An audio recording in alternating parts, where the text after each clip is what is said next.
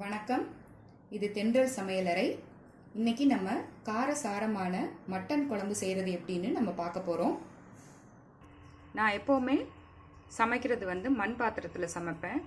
Especially நம்ம non veg செய்யும்போது மண் பாத்திரத்தில் செஞ்சோன்னா அந்த டேஸ்ட்டு வாசனை எல்லாமே ரொம்ப நல்லாயிருக்கும். இப்போது பாத்திரம் நல்லா காஞ்சிச்சு. நான்வெஜ் செய்யும்போது முடிஞ்ச அளவுக்கு நல்ல எண்ணெய் யூஸ் பண்ணி பாருங்கள். இப்போ நான் தேவையான அளவுக்கு நல்லெண்ணெய் சேர்க்க காஞ்சிடுச்சு. எண்ணெய் காஞ்சதுக்கப்புறம் நம்ம தாளிக்கிறதுக்கு கொடுத்துருந்த பொருள் பட்டை, மிளகு, சோம்பு அதை முதல்ல சேர்க்குறேன். அப்புறம் பிரிஞ்சி இலை, கல்பாசிப்பூ, ஏலக்காய், கிராம்பு இதெல்லாம் சேர்த்தாச்சு. இது கொஞ்சம் நல்லா பொரியணும். இப்போ சோம்பு நல்லா கலர் மாறிடுச்சு. இப்போ இந்த ஸ்டேஜில் நம்ம பட்டை மிளகாய் ஆட் பண்ணிக்குவோம். மிளகா பொரிஞ்சதும் கருவேப்பிலை போட்டுருங்க. கருவேப்பிலை வெடிக்கும் போது ஒரு நல்ல வாசனை கொடுக்கும். இப்போ கருவேப்பிலையை போட்டு நம்ம தாளிச்சாச்சு. இப்போ நம்ம நறுக்கி வச்சிருக்க சின்ன வெங்காயத்தை இதில் சேர்த்துடலாம்.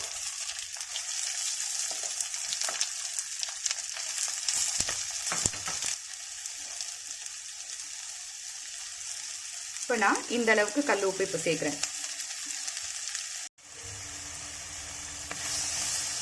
இப்போ நம்ம வெங்காயம் நல்லா வதங்கிடுச்சு. எப்பவுமே வெங்காயம் வதக்கும் போது பார்த்துக்கோங்க, சின்ன வெங்காயம் நம்ம ஆட் பண்ணுறதே நல்லா டேஸ்ட் கொடுக்கணுங்கிறதுக்காக தான். வதங்காமல் இருந்தாலும் அந்த ஃப்ளேவர் நல்லா குழம்புல இறங்காது. நம்ம கொஞ்சம் அதிகமாக வதக்கிட்டானாலும் அந்த கருக வாசனை மாதிரி வந்துடும். இந்த ஸ்டேஜில் நல்லா ஒரு பிங்க் கலரில் அது வரும். அந்த அளவுக்கு வெங்காயம் வதங்கினதுக்கப்புறம் நம்ம நறுக்கி வச்சிருக்க தக்காளியை அது கூட ஆட் பண்ணிடலாம்.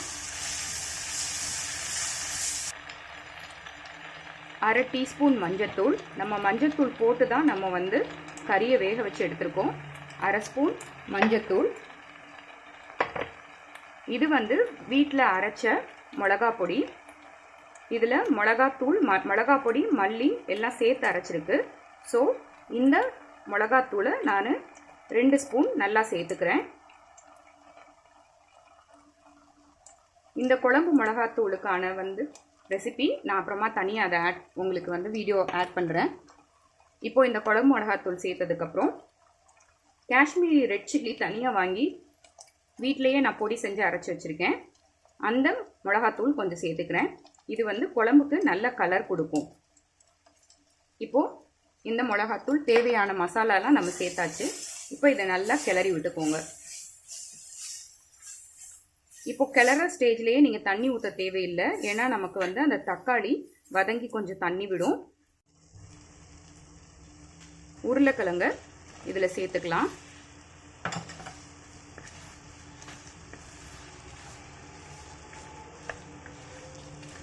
நல்லா உருளைக்கிழங்குல மசாலா நல்லா மிக்ஸ் ஆகுற மாதிரி நல்லா கிளறி விட்டுக்கோங்க.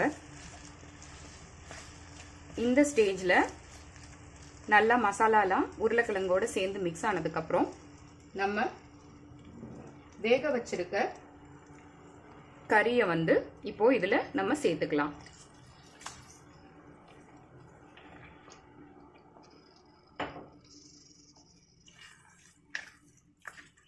இதை நம்ம மூடி போட்டு வேக வைக்கலாம்.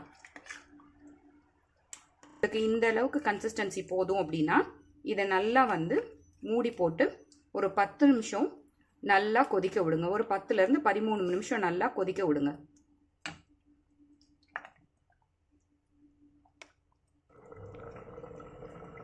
இப்போது ஒரு 15 நிமிஷம் ஆயிடுச்சு. நம்ம குழம்பு நல்லா கொதிச்சு வந்திருக்கு. இங்கே பாருங்கள், நல்லா குழம்பு கொதிக்குது. இப்போ இந்த ஸ்டேஜில் குழம்பு நல்லா கொதிச்சதுக்கப்புறம் இந்த நம்ம போட்ட உருளைக்கிழங்குலாம் பாருங்கள் வெந்துருச்சு. அது நல்லா தெரியும் அந்த குழம்பு கொதிச்சது இதில். இப்போ குழம்பு கொதிச்சிட்டு இருக்கப்போ நம்ம அரைச்சி வச்ச இந்த தேங்காய் பேஸ்ட்டை இதில் நம்ம சேர்க்கணும்.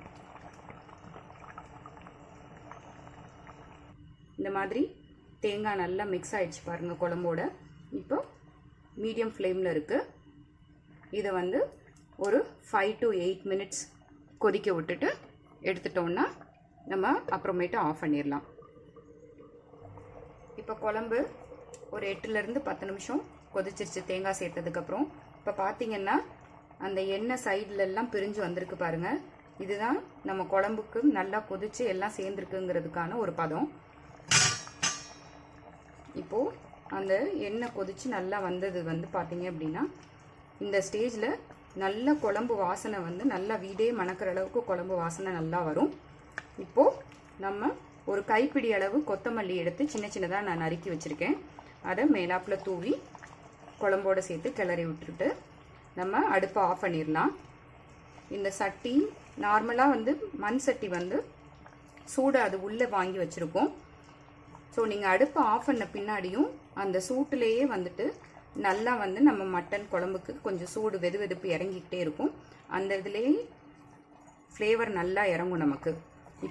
இப்போது சுவையான காரசாரமான நம்ம மட்டன் குழம்பு தயாராகிருச்சு. இது இட்லியோட சாப்பிட்லாம். இட்லியோட சாப்பிட்றதுக்கு செம காம்பினேஷன். அப்படி இல்லைன்னா மட்டன் பிரியாணி எல்லாத்துக்குமே இது ஒரு சூப்பர் காம்பினேஷன். இது நல்ல வாசனையாக நல்லா இருக்குது. இந்த இதில் வந்துட்டு நான் முதல்ல சொன்னது மாதிரி தாளிக்கிறப்போ வந்து மிளகு சேர்த்துருக்கேன். நான் என்னோட எல்லா குழம்புலையுமே மிளகு சேர்ப்பேன். எஸ்பெஷலி நம்ம வந்து நான்வெஜ் செய்யும்போது முழு மிளகு சேர்த்து தாளிக்கிறது வந்துட்டு ரொம்ப நல்லது. அது உங்களுக்கு நமக்கு டைஜஷனுக்கும் நல்லது. நம்ம சாப்பாட்டில் எப்போவுமே மிளகு மஞ்சத்தூள் சேர்த்துக்கிறது ரொம்பவுமே சிறப்பானது. அன்போடு சமைத்து ஆசையோடு பரிமாறுங்கள்.